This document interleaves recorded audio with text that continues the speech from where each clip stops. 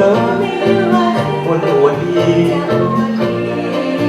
นัดที่ไปก็อย่ามาไล่เขาดีเจ้ารักก็รู้แต่แก้วตาที่รักกันสุดเธอ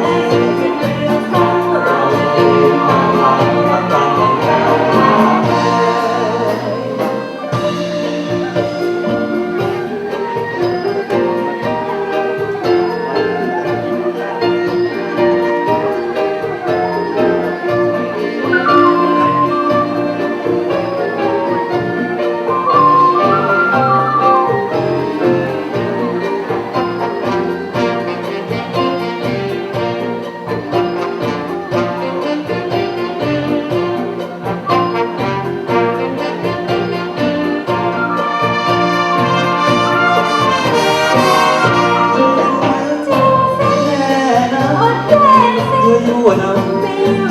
คนอวดดีนัดที่ไป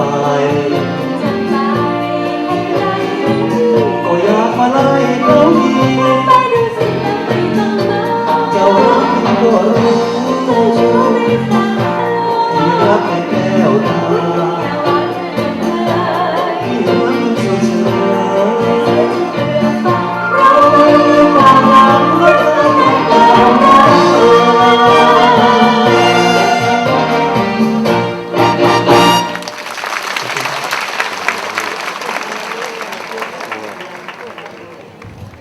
ได้รับทั้งช่อดอกไม้ทั้งพวงมาลัยนะคะ